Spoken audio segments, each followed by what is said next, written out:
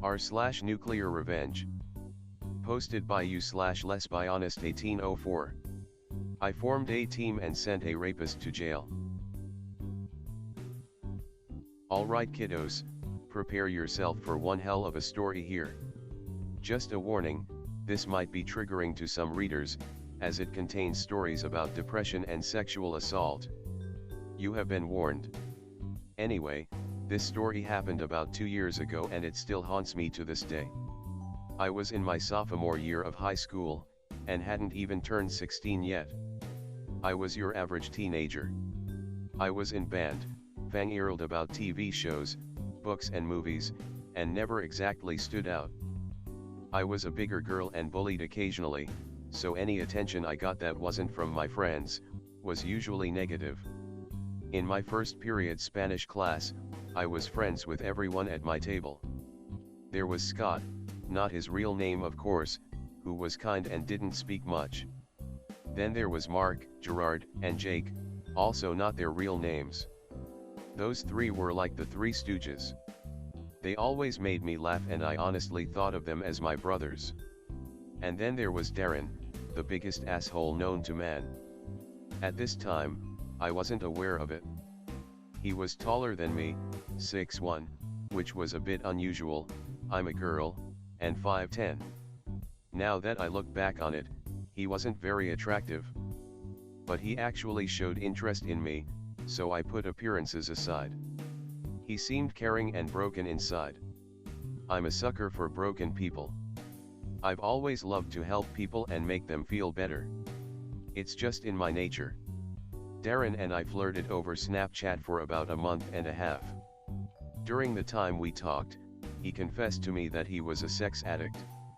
I didn't really believe him, and I didn't care. I was an asexual, no sexual feelings toward people, outcast who was just desperate for attention. He gave me his hoodie and was so sweet to me. He walked me to class and sent me cute texts every morning and night. I was on cloud 9. But it didn't last. In the early days of April, half of the kids in my class were doing a state-mandated test, so they weren't there. 1/4 of people in the school were taking it, so it was virtually a free day in our classes. In Spanish, I sat next to Darren, as usual, and pulled out a laptop to play a game.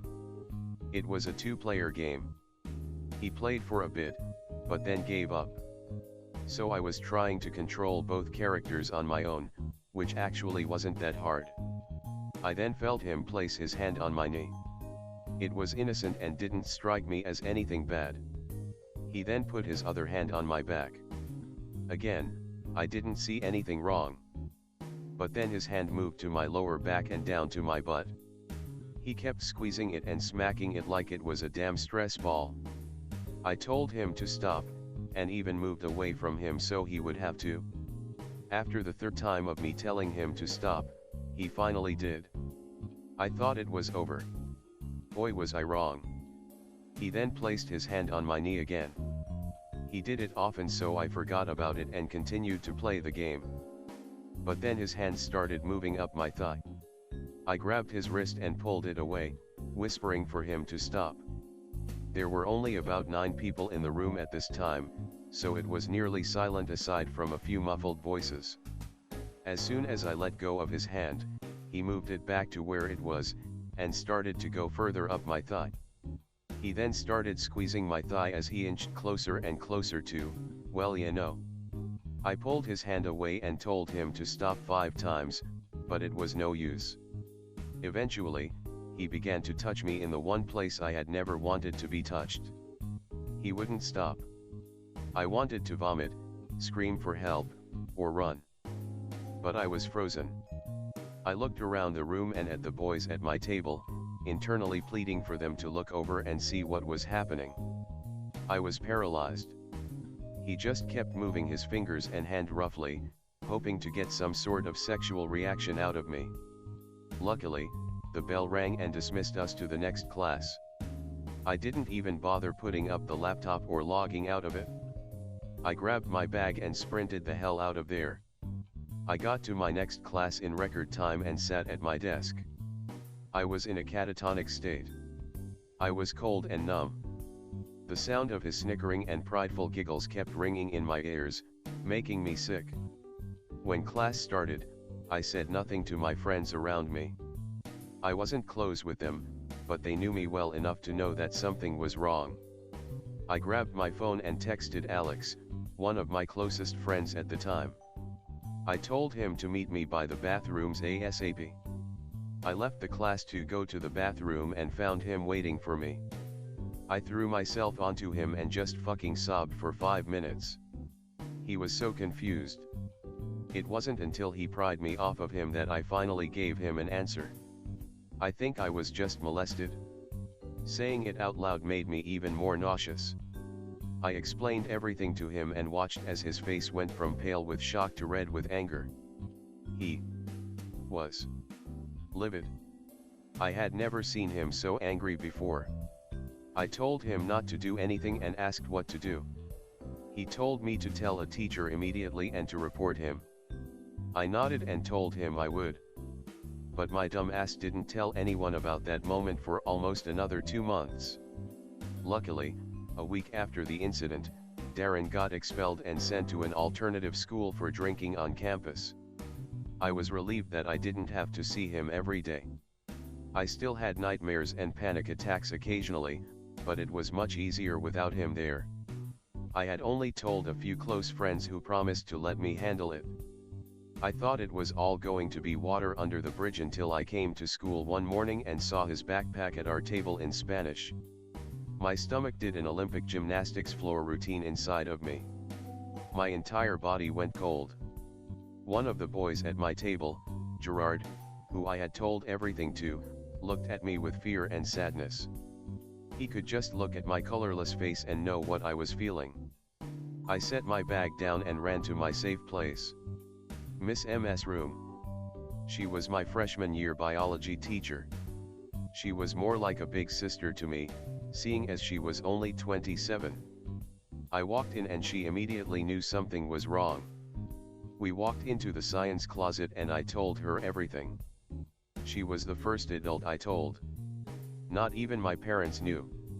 Her face was red with anger and I could see her clenching her fists.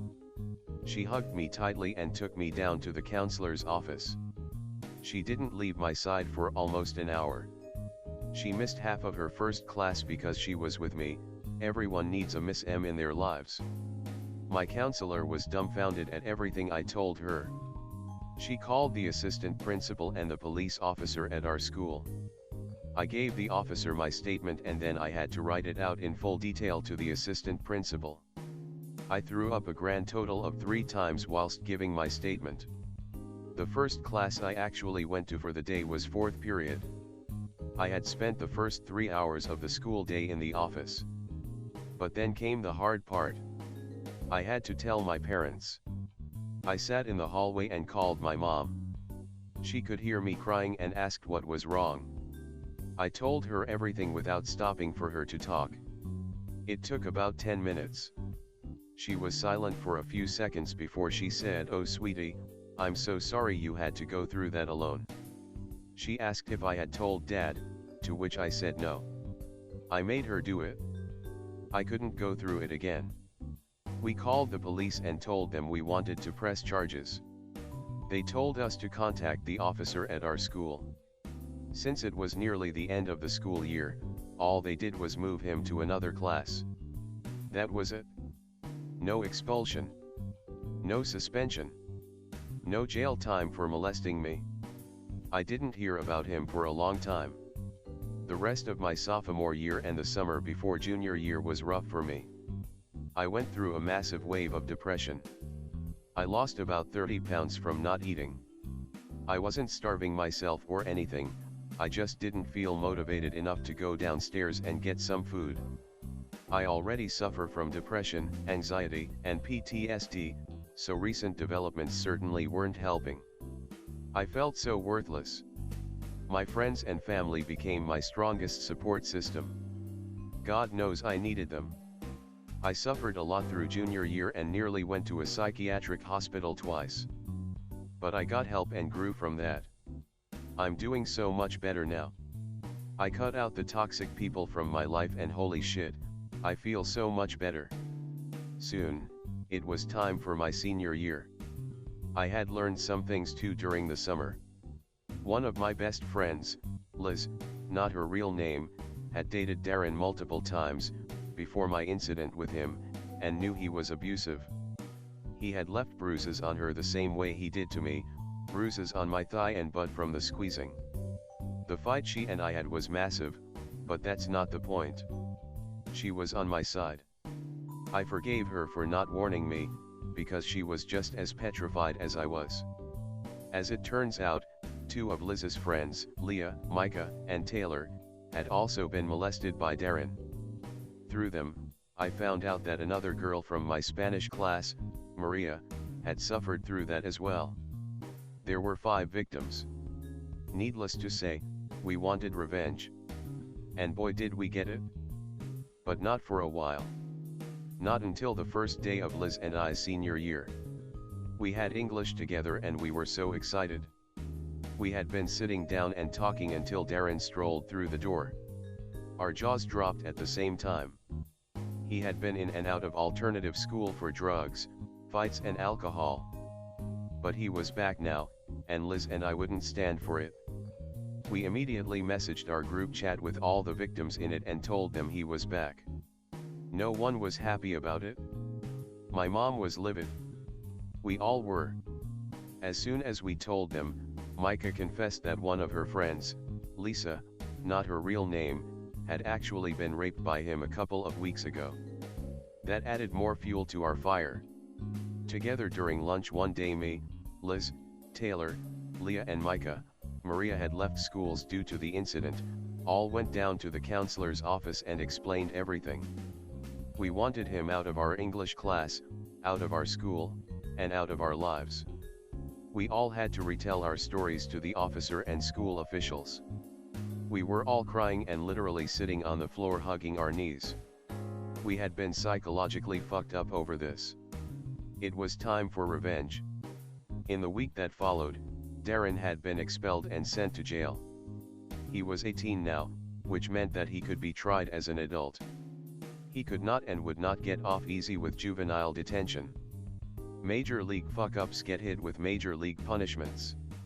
Not only was he sent to jail, but he was court-ordered to never be within 50 feet of a female under the age of 18. His car was also searched and he had lots of drugs and weapons. Since it was on school property and the shotgun found was not licensed, he was in even more trouble. So now, 10 months later, he's still in jail. His father actually bailed him out and moved him across the state. But he was caught, a week later, selling drugs to a 17-year-old girl. I don't think I have to explain how bad that is, especially for him. He was sentenced to 10 years in prison, eligible for parole after 6. His bail was $750,000. I wish his daddy luck on bailing him out this time. All 7 girls who were assaulted, me included, are doing so much better now. I never spoke to Lisa, the girl who was raped, but I hear she's doing much better now. Liz now has a very loving boyfriend, as does Micah, Leah, and Taylor. As for me, I'm attending college and living my best life. I have a partner, turns out I'm queer, who loves and accepts me for who I am. We're all living our best lives. I'm not sure about the other girls, but I fall asleep with a smile on my face knowing that Darren will rot in jail for the next 6 years until he's eligible for parole. I actually have to thank Darren. He made me so much stronger. But to anyone reading this who has suffered through sexual assault or knows anyone who has, please say something. I am begging you. I wish I had said something sooner. If me and the 6 girls had spoken up, maybe there wouldn't be as many victims from the same man. I know that it can be hard to tell people about that kind of stuff, trust me I know. But please, it's only hurting you and potentially hurting others if you keep quiet. Go out there and serve justice on a silver platter.